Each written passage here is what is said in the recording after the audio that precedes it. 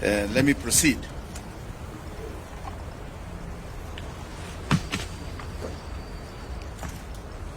I don't care President Ruto is out of money to respond to the floods disaster. Dear Kenyans, today I am deeply saddened by the devastating large number of Kenyans who have died, injured, or have had extensive destruction to their lives during these flash floods. Equally, I am extremely disappointed with the inept and incompetent Don't Care Ruto, who has found it unnecessary to declare these floods a national disaster. This presidential indifference to the enormous human suffering of the Kenyan people is appalling and horrifying. A Don't Care Ruto must unequivocally apologize to the people for his contemptuously abandoning them.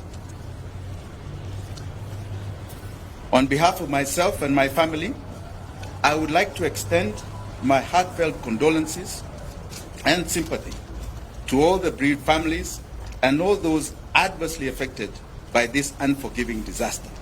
I stand in solidarity with you during this difficult time. Kenyans, in the last more than 72 hours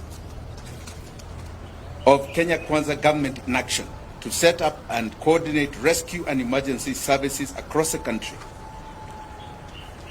it has exposed a Don't Care Ruto as a government that is financially bankrupt. All Kenyans affected by this horrible disaster are entitled to receive full government assistance.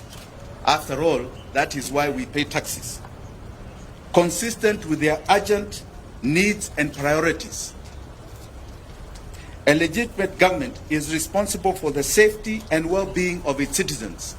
That is the oath a don't-caring Ruto took to protect life and property.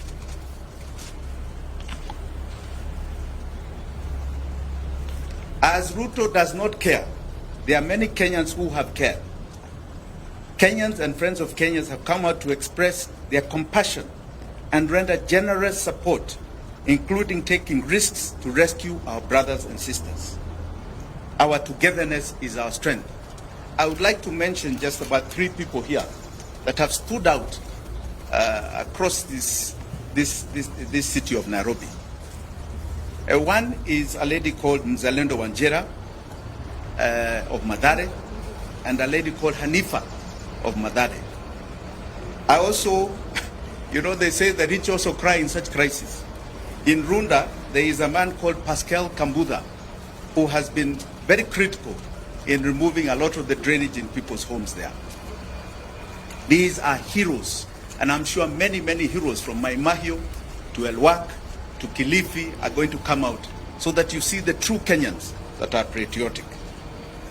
This disaster has demonstrated to Kenyans that our country is not exceptional. God loves us, but we are not necessarily so-called shielded. We are vulnerable and fragile. Our long-standing systemic political failure is sinking this country into the abyss. Further, this disaster has brought forth the crippling effect of our mammoth debt. A Don't Care Ruto can no longer live in denial. This debt is painfully killing this nation. Because of the debt crunch, this country is out of money to meet its even most urgent requirements such as this. Funding our rescue emergency services. You've not even seen the activation of our disaster center because they cannot find the money.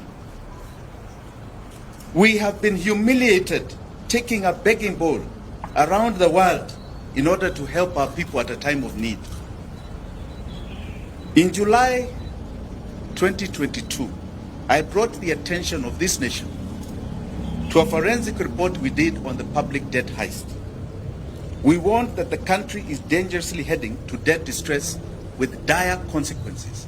We are now living it. We are now living it. We were labeled alarmist. We've been talking for 2 years. We were labeled alarmist. Today, we are officially a country in debt distress. We are going through what you call a slow fiscal death. Neither raising taxes or borrowing more can resolve our chronic problem. Our country is disastrously sinking, fueled by this crushing debt. We are forced into a choice of servicing enormous debt and odious debt to serving our people. The levels of debt are so staggering. Public debt is estimated at 73.2% of GDP. What is more crucial, and I think you should note this, is that today, as we talk, in 9 months, 83% of our tax revenue is going to the payment of debt. It's going out. Doesn't serve us. It is going out to bad debt. The government has no money to react to our crisis. And unfortunately, the blue-eyed boys of the IMF and Western capitals, even those who are here, are busy telling us that our economy has stabilized. That is a lie. To understand this devastating debt situation, I don't care Ruto has no money to fund this crisis of floods. He is unable to meet his development and service provision obligations. He cannot pay pensions to retirees. He is unable to make disbursements of constitutional revenue share to counties. You've seen governors complaining about no money to mitigate against this current disaster too. His funding education capitation has become a nightmare to him, forcing schools to charge exorbitant parents' fees.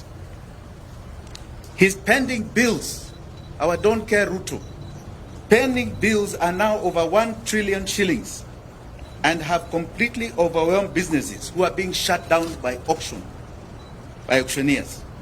Our public health system has literally collapsed due to callous failure to pay our doctors, negotiated and signed CBA agreement. I don't care Ruto must stop lying to Kenyans. Tomorrow, civil servants and workers are celebrating Labor Day with tears and bleeding hearts because of these crippling tax conditions. Kenya is officially under IMF economic and fiscal straitjacket. IMF has imposed toxic, irresponsible and harsh policy conditions that have only worsened the country's dire economic situation. While I don't care Ruto took a high-interest loan to avert a direct default on the 2 billion euro bond maturing in June 2024, this has only compounded the debt problem. The country already has debt distress that is sucking oxygen out of the economy. The expensive loan is partly resolve the threatening Eurobond crisis, only kicked the can down the road at a very high cost. Borrowed loans in excess of the next 2 generations to pay in violation of the Constitution. The only way out for Don't Care Ruto is to stay with his current painful fiscal and tax policies path, which is taking the economy to the grave. Alternatively, he agrees to what we have suggested over and over again: debt default, and kickstart a process of debt restructuring. In agreeing to default, I don't care Ruto will be breathing fresh space into Kenyans' lives. This will pave way for an independent, comprehensive forensic audit and investigation of public debt, and allow the country to agree on the necessary radical economic and government structural reforms. The sovereign debt challenge can no longer be treated as a movement of wagons of borrowing, spend and tax. This has to be established and contestably evidence of the fact of the real public debt. The sovereign people of Kenya must get a comprehensive picture of the nature of debt, what it was borrowed for, was it lawful, whether it was utilized for the purpose that it was borrowed, was there value for money, and the authorization to borrow the debt. Those who have been borrowing humongous loans without adhering to the Constitution and budget laws must be held individually and collectively liable. They must be paid. They must be made to pay this debt. In conclusion, Kenya's economic problem is a political problem. Please understand it. I don't care Ruto is the main problem. He ascended to power through political lying and deceit. He lacks political legitimacy. He has escalated his lying to grabbing. He is lying by grabbing Kenyans' hard-earned incomes through mpende msipende punitive taxation. The gross mishandling of the devastating funds has only confirmed this. He has reached his dead end. Don't care Ruto must go now. Asanteni sana.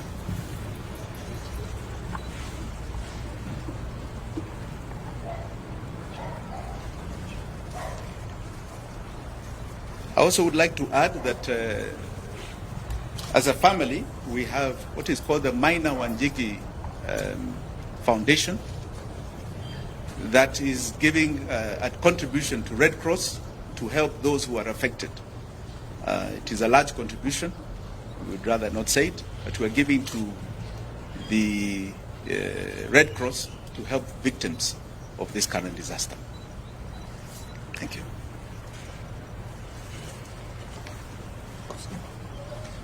Any questions?